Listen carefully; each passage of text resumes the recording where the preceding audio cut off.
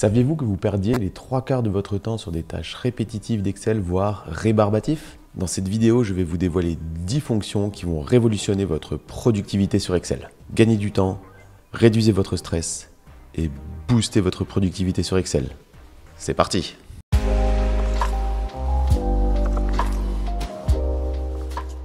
Salut, c'est Cédric.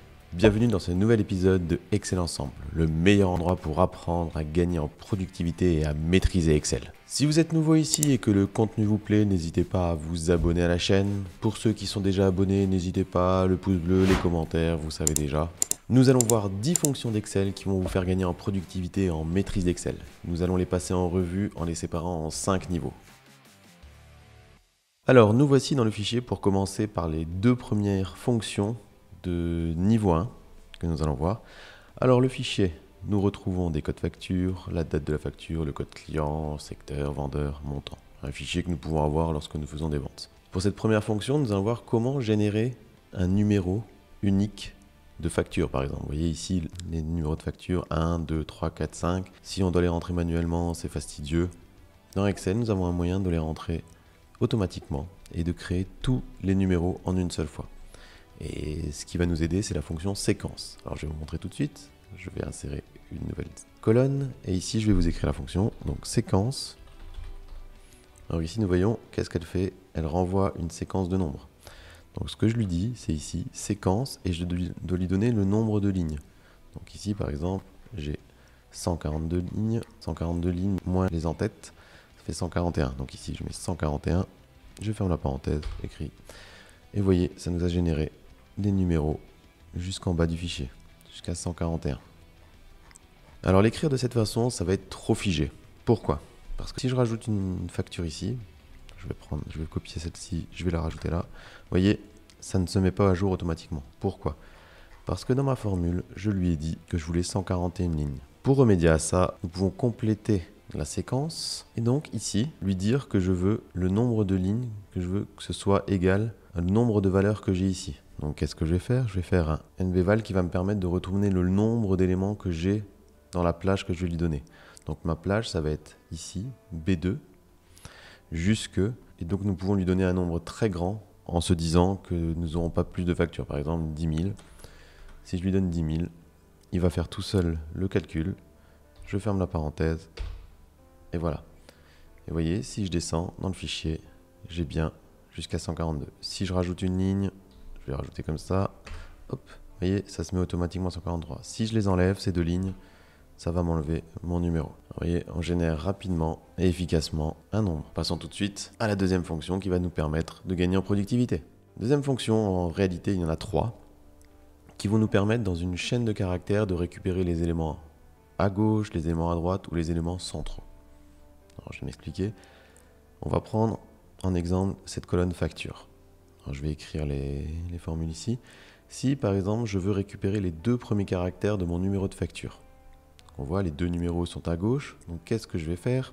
Je vais faire un égal gauche. J'ouvre la parenthèse. Je lui dis que je veux dans cette cellule-là récupérer ce qu'il y a à gauche. Point virgule. Et je lui mets le nombre de caractères que je veux récupérer. Ici, je veux en récupérer 2. Donc, je vais mettre 2. Je ferme la parenthèse. J'appuie sur Entrée. Et vous voyez, il m'a récupéré les 2 premiers caractères ici. Pareil, si je veux récupérer mon numéro à la fin, les 4 derniers chiffres, c'est à droite. Je fais un égal droite. J'ouvre la parenthèse. Je prends donc la cellule sur laquelle je veux récupérer les données à droite. Point virgule, ici je veux en récupérer 4, donc j'écris 4, je ferme ma parenthèse, je clique sur Entrée, et on voit, j'ai récupéré donc mon numéro. Pour finir, je voulais récupérer ce qui est au milieu, les 4 chiffres, parce que c'est l'année de la facture, donc j'aimerais avoir l'année qui figure quelque part. Alors ici, c'est en plein milieu, donc je ne vais pas pouvoir utiliser ni droite ni gauche. Ce que je vais utiliser, c'est un STXT.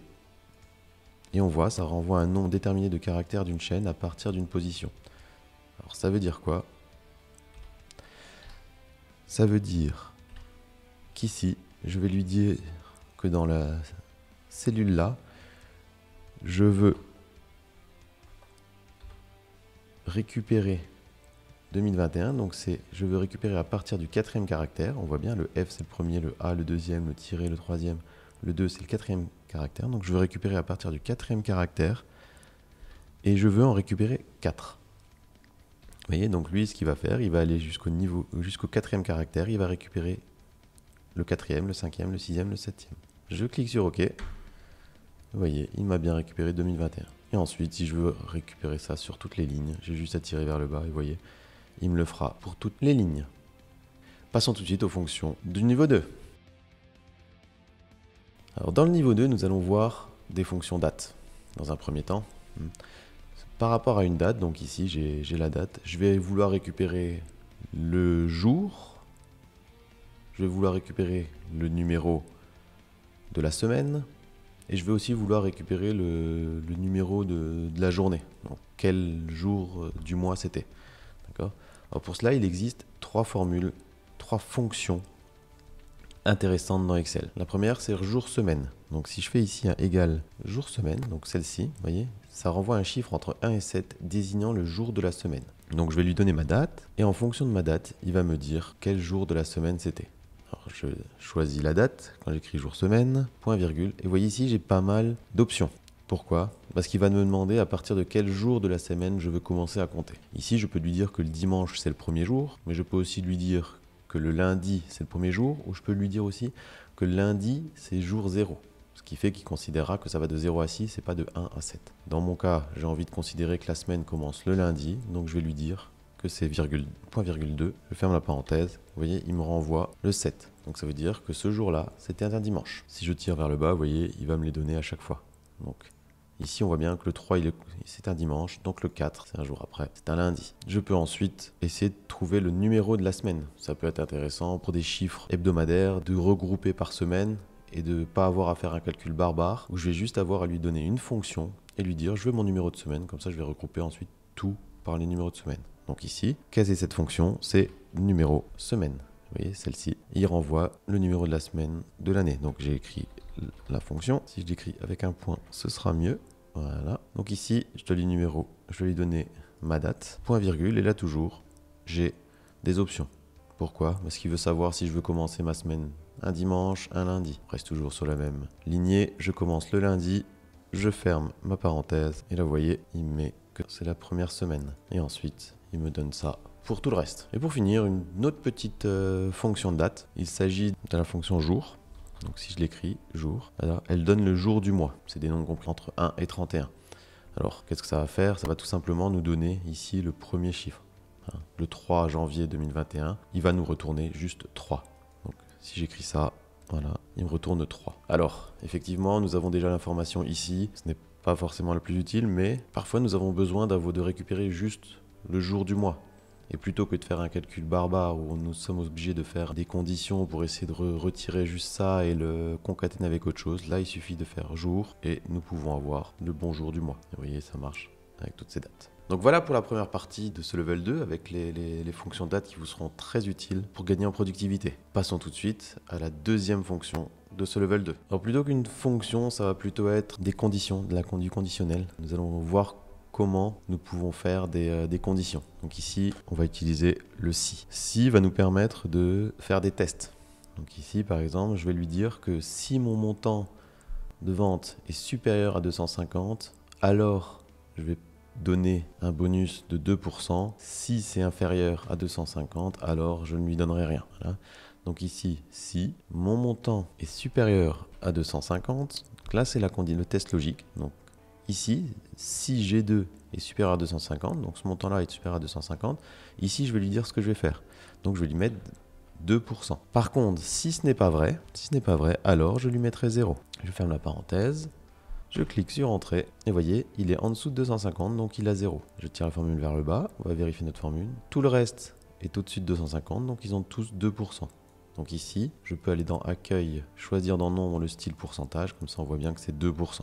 Si vous voulez en savoir plus sur les conditions, sur les si, vous pouvez aller voir ma vidéo qui se trouve en haut. Je ne sais pas si je l'aurai sortie encore quand j'aurai sorti cette vidéo-là, mais elle ne tardera pas et vous pourrez en apprendre plus sur toutes les conditions que nous pouvons faire dans Excel pour nous faire gagner du temps et beaucoup de maîtrise en Excel. Nous en avons fini avec les fonctions de level 2, passons tout de suite au level 3. Donc dans le niveau 3, nous allons voir deux fonctions qui vont nous permettre de faire des sommes conditionnelles. Alors qu'est-ce que sont des sommes conditionnelles? Ce sont des sommes où on va lui dire nous avons un argument à respecter et nous voulons que les sommes pour telle ou telle condition. La première des deux qui est un peu plus simple, c'est la condition simple. Donc ce que je voudrais faire, c'est ici faire la somme des ventes du vendeur Bouvet. Donc je vais déjà rentrer son nom ici pour dire que ça va être là. Et ici, je vais lui dire je veux faire un somme-si. Donc ici, on voit, somme-si, il additionne les cellules spécifiques d'un certain critère. Donc somme-si. Et ici, je dois lui donner la plage de mon critère. Donc la plage de mon critère, c'est la colonne F. Je retrouve toute la liste de vendeurs. Point virgule. Mon critère, c'est celui-là. C'est Bouvet. C'est ici que je vais rentrer le nom du vendeur dont je veux faire la somme. Je mets un point virgule. Et là, il me demande la plage de la somme. Donc ici, il faut que je lui rentre la colonne G. Je ferme la parenthèse. Je clique sur Entrée. Et vous voyez ici, il m'a fait la somme uniquement quand c'est Bouvet qui est là. Si je change et que je mets ce vendeur, je peux le faire pour voir ce que ça va donner. On va voir que le montant va changer et il est plus gros. Voilà, vous voyez. Et là, je peux déterminer quel est le montant des ventes pour tel ou tel vendeur. Et vous voyez, ce n'est pas une fonction très compliquée à mettre en place. Passons tout de suite à la fonction un peu plus compliquée, mais qui restera vraiment intéressante. Dans la suite, j'ai fait un somme-si, mais parfois il va arriver que je veuille faire des sommes avec plusieurs conditions. Par exemple, ici, je veux prendre en condition le vendeur, mais je veux aussi faire la somme par secteur. Donc ici, ce que je vais faire, je vais choisir un secteur au hasard, premier, voilà, électricité. Alors ici, ce qu'on va faire, c'est un somme de conditionnel, mais au lieu de faire un somme-si, tout simplement, nous allons faire un somme-si ans pour avoir plusieurs conditions qui rentrent en place. Donc vous voyez ici, elle va être un peu différente à écrire. Pourquoi? Parce que dans la première, la plage où on doit sommer, et tout à la fin, ici, il nous demande directement quelle est la plage où il va falloir faire la somme. Donc ici, que je lui dis que c'est en G que je veux la somme, point virgule. Et ici, il va falloir que je lui mette la première plage de critère. Ma première plage de critère, c'est le vendeur, ici. Point virgule, il faut que je lui donne mon critère, qui est ici le nom du vendeur que je vais mettre dans cette cellule-là. Point virgule, je vais lui rentrer ma deuxième plage de critère, qui est ici en colonne E. Point virgule, et là, je vais lui dire que mon critère, c'est celui que j'ai mis en Q1. Je ferme ma parenthèse, je clique sur Entrée. Et vous voyez, c'est pareil, il m'a fait la somme. Et on voit bien que la somme est différente d'ici. Il a splitté entre le vendeur et le secteur. Si je prends automatisme, par exemple, hop, vous voyez, ça a changé. Donc voilà, j'espère que vous avez bien compris ces deux petites fonctions qui sont vraiment très très intéressantes, surtout lorsqu'on utilise des fichiers Excel comme ça avec des données brutes, sans tableau croisé. Ça nous permet de faire des bonnes sommes conditionnelles et d'avoir un visuel sur l'activité que nous sommes en train d'analyser. Nous allons donc pouvoir passer aux fonctions de niveau 4. Dans ces fonctions de niveau 4, nous allons voir des fonctions de recherche. Souvent, il nous arrive dans des fichiers de vouloir rechercher des montants ou des informations sur un critère particulier. Pour cela, nous pouvons utiliser les fonctions de recherche. Et nous allons voir les fonctions recherche V et recherche X. Nous allons prendre un exemple ici, toujours ce fichier, et je vais vouloir pour un code facture spécifique retrouver le montant qui a été vendu. Ce que je vais faire, c'est que dans une cellule ici, je vais mettre un code de facture, par exemple celui-ci, et quand je vais rentrer un numéro de facture ici, je veux qu'ici, il y ait le montant qui soit inscrit. Dans le premier exemple, avec recherche V, ce que je vais faire, c'est que je vais écrire recherche V, et on va ensemble entrer toutes les informations pour faire cette recherche. Alors, ici, il va falloir que je lui rentre la valeur recherchée. Donc la valeur recherchée, c'est celle que j'ai mis dans cette cellule-là. Point virgule, il veut la table dans laquelle je vais avoir mes informations. Donc la table, c'est celle-ci. Alors attention, avec recherche V, il faut toujours que notre valeur recherchée soit dans la première colonne de la table dans laquelle nous allons chercher l'information. C'est-à-dire ici, vous voyez, je vais prendre tout le tableau là, et ma première colonne, c'est bien le code facture que je recherche ici. Une fois que j'ai rentré ma table, je fais un point virgule, et là, il me demande un numéro d'index. Alors qu'est-ce que c'est? C'est que lui, il considère que c'est une matrice, et il me demande quelle colonne je veux retourner en résultat. Donc ici, j'ai la numéro 1, la numéro 2, 3, 4, 5, et c'est la 6e que je veux retourner. Donc ici, 6, point virgule. Et le dernier paramètre à mettre dans cette formule, c'est si vous voulez une correspondance exacte ou une correspondance approximative. Dans notre cas, nous voulons une correspondance exacte. Donc j'écris faux, je ferme ma parenthèse, et là j'ai écrit ma fonction recherche V, je clique sur Entrée, et voyez, pour la facture 004, c'est bien 606,66 qui a été retourné. Donc voilà pour la fonction recherche V. Passons tout de suite à la fonction recherche X. Alors pour cette fonction recherche X, elle va faire la même chose. Elle va regarder dans un tableau pour retourner la valeur recherchée. Alors si vous voulez aller plus loin dans cette fonction, vous pouvez cliquer sur le lien dans la description. Ça vous mènera vers mon blog et vous pourrez télécharger un bonus gratuit où vous aurez un e-book qui vous expliquera exactement comment maîtriser cette fonction recherche X. Mais en attendant, nous allons faire l'exemple ici. Je vais la mettre à la suite. Et ici, je vais écrire donc ma fonction recherche X qui est ici. Donc elle va rechercher aussi une valeur. Et donc comment l'écrire celle-ci? Alors ici, toujours, je commence par la valeur recherchée. Ma valeur recherchée, c'est toujours celle-ci. Donc ensuite, point virgule. Et ici, il me demande le tableau de recherche. Donc le tableau de recherche, il veut uniquement la colonne. Donc je vais lui dire que c'est dans cette colonne-là. Point virgule, il veut savoir ce qu'il doit renvoyer. Il doit renvoyer le montant. Et ici, j'ai la possibilité de lui donner une valeur si il ne trouve rien dans ce tableau de correspondance. Donc ici, je peux lui taper pas de montant, par exemple. Alors attention, quand on met du texte, il faut le mettre entre double cotes pour qu'il le considère comme texte. Je mets mon point virgule. Correspondance, donc c'est comme avant, où on nous demandait vrai ou faux. Ici, on nous demande juste c'est 0 ou moins 1. Donc moi, je veux une correspondance exacte. Donc je lui tape un 0. Je peux fermer ma parenthèse. Hop. Et vous voyez, il m'affiche le même résultat que précédemment. Si je change de facture, si par exemple je veux la facture 10, hop, on voit que la facture 10 ici, 752,98, c'est bien celle-ci. Et si je lui donne un numéro qui n'existe pas, par exemple ça, vous voyez ici, la recherche X va bien me retourner pas de montant. Alors que la fonction recherche V, vu que je lui ai donné aucune autre indication, lui va juste me dire NA. Il va me dire qu'il y a une erreur, il y a quelque chose qui n'a pas été retrouvé. Donc voilà, pour ces deux fonctions de niveau 4, j'espère que j'ai été assez clair dans mes explications. Et nous allons tout de suite passer aux deux dernières fonctions de niveau 5. A tout de suite. Pour les fonctions de niveau 5, nous allons voir deux fonctions. Tout d'abord, il va y avoir la fonction lambda. Cette fonction vous permet de créer des fonctions personnalisées, réutilisables, et vous pourrez vous-même donner un nom à cette fonction. Elle va vous être très utile lorsque vous avez des calculs récurrents à faire dans un fichier Excel dont la fonction n'est pas nativement dans Excel. Par exemple, un calcul d'ARPU, un calcul de pourcentage de commission ou autre. Ça va vous permettre d'enregistrer une fonction et de la réutiliser comme vous voulez. Alors ici, nous allons voir rapidement comment la mettre en place.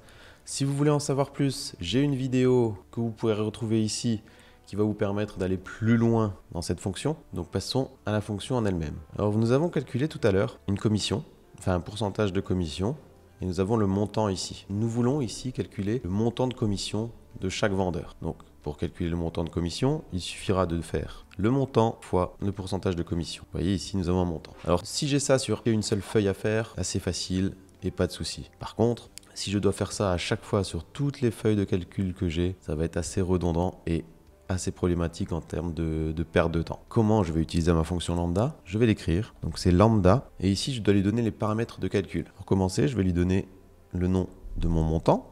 Je vais lui dire que c'est le montant. Ensuite, je vais lui dire que j'ai la com. Donc ça, c'est uniquement des noms de variables que je lui donne. Je les précède par tiré du bas, mes points virgule. Et ici, je dois lui donner le calcul que je vais faire. Donc ici, ce que je vais faire comme calcul, c'est montant fois la commission. Et vous voyez, là, je l'ai inscrite. Alors si je clique sur OK, vous allez voir, ça va me faire une erreur. Alors pourquoi ça me fait une erreur? C'est parce qu'une fonction lambda ne fait pas le calcul automatiquement comme ça. Pourquoi? Parce que vous voyez ici, j'ai mis des variables, mais les variables ne sont pas définies. Si je veux définir des variables directement dans la formule, ici, je vais lui donner l'endroit où il se trouve. Alors le montant, ça se retrouve en G2 et la commission, elle se retrouve en N2. En l'écrivant comme ça, il va me faire le calcul tout seul. Dans l'état, elle ne vous fera pas gagner en productivité. Il va falloir que vous enregistriez votre fonction pour l'utiliser par la suite. Pour ça, je vous invite à aller voir ma vidéo concernant la fonction lambda. Vous en saurez beaucoup plus. Ici, je vous fais un panorama de ce qui existe. Nous allons tout de suite passer à la dernière fonction de notre vidéo. La dernière fonction que nous allons découvrir dans cette vidéo, c'est la fonction let. Cette fonction va nous permettre de stocker des calculs intermédiaires. Bien souvent, quand nous faisons une formule dans Excel, nous avons des blocs qui se ressemblent. Et il est toujours très pénible d'avoir plusieurs blocs parce que si on doit faire un changement dans un seul de ces blocs, ça veut dire qu'il faut passer en revue toute la formule et on est sujet à des erreurs et en termes de productivité, on n'est vraiment pas top parce qu'on passe énormément de temps à faire cela. Alors on va tout de suite voir comment nous allons l'utiliser. Alors pour montrer comment fonctionne la fonction LED, je vais partir de ma fonction recherche V. Je vais vous expliquer pourquoi. Quand j'écris cette fonction comme ça, vous voyez, ça me retourne NA. Dans mes fichiers, je ne veux pas qu'il y ait cette information-là. Donc je veux qu'il y ait une valeur par défaut lorsqu'il ne trouve rien, ou qu'il n'y ait pas de valeur du tout. Comment je l'écris à chaque fois cette formule? Je fais une condition si un NA. Donc ça veut dire que lui va renvoyer vrai si c'est le cas. Donc si NA, alors je lui mettrai rien. Sinon, je lui mettrai mon recherche V. Donc ici, ce que j'ai fait, c'est juste une condition pour vous montrer comment ça peut être pénible d'avoir plusieurs fois le même calcul. Donc vous voyez ça, c'est exactement la même chose que ça. Ça veut dire quoi? Ça veut dire que ici, si je dois changer la position de S2, je vais devoir le faire ici et ici. Ici, nous n'avons que 2 conditions, mais si j'en ai une dizaine, ça va vite être pénible et ça va être sujet aux erreurs, c'est sûr et certain. De par mon expérience, vous pouvez être sûr, il y aura des erreurs. Donc, je vais juste la mettre en couleur pour qu'on sache qu'elle est encore là, la formule, ou alors mettre un numéro de facture qui existe, comme ça, elle est là. Je vais donc vous montrer comment s'utilise la fonction let. Alors pour cela, j'écris égal let. Alors ici, je dois lui donner un nom. C'est un nom de variable. Donc par exemple, recherche. Le nom importe peu. Et attention, avec la fonction let, elle va être utilisable uniquement dans la cellule qui est utilisée. D'accord? Donc ici, mon nom de variable, c'est recherche. Et à recherche, je veux lui attribuer la valeur de mon recherche V. D'accord? C'est la formule que j'ai ici pour retrouver mon élément. Et ensuite, il va falloir que j'écrive la formule que j'avais. Donc je vais reprendre mon si et NA. Et vous avez vu dans celle-ci, dans la formule ici, j'ai dû écrire recherche V, nanani nanana. Ici, je n'avais plus qu'avoir à mettre le nom de la variable. Recherche. Ferme la parenthèse. Donc si NA, alors vide. Sinon, je fais la recherche V. Et donc, je remets recherche car c'est le nom de ma variable. Je ferme les parenthèses. Et vous voyez, j'ai le même résultat. Et pareil ici, si je change le numéro de mon code facture, vous voyez, il réagit bien. Donc on a vu, pour le let, je lui donne le nom de ma variable et ensuite je lui assigne ce qu'il a dans sa variable et je peux l'utiliser comme je veux. Si vous voulez en savoir plus sur cette fonction let, j'ai une vidéo qui traite de ce sujet que vous découvrirez en haut à droite de la vidéo. N'hésitez pas à aller faire un tour, c'est vraiment une fonction comme la lambda, ce sont vraiment 2 fonctions très intéressantes pour vous faire gagner en productivité et avoir cette expertise en plus que beaucoup n'ont pas. Ce sont des fonctions que peu de gens connaissent et utilisent. Et je peux vous dire qu'elles vont vous faire gagner un temps précieux et elles vont montrer que vous savez de quoi vous parlez lorsque vous utilisez Excel. Nous en avons donc fini avec les fonctions. Passons tout de suite à la conclusion. Nous avons passé en revue les 10 fonctions qui me semblent les plus utiles pour gagner en productivité sur Excel. N'hésitez pas à les utiliser, n'hésitez pas à les tester. Vous pouvez revoir la vidéo, regarder comment je fais. S'il y a toujours des interrogations, si ça ne marche pas chez vous ou si vous n'arrivez pas à les utiliser comme je vous les ai montrés, posez vos questions en commentaire, n'hésitez vraiment pas, je vous y répondrai, je prendrai le temps de vous expliquer plus en détail comment ça fonctionne. Pour les fonctions dont je vous ai dit qu'il existait d'autres vidéos, n'hésitez pas non plus à aller les voir, à aller regarder ces autres vidéos pour approfondir le sujet. Parce que si vous voulez gagner en productivité, ces 10 fonctions sont vraiment très utiles. J'espère vous avoir aidé, j'espère vous avoir appris des choses. Si c'est le cas, n'hésitez pas à mettre un petit pouce bleu en bas de la vidéo. Ça me donnera de la force et ça me fera réellement plaisir. Et sinon, je peux vous dire à la prochaine. Au revoir.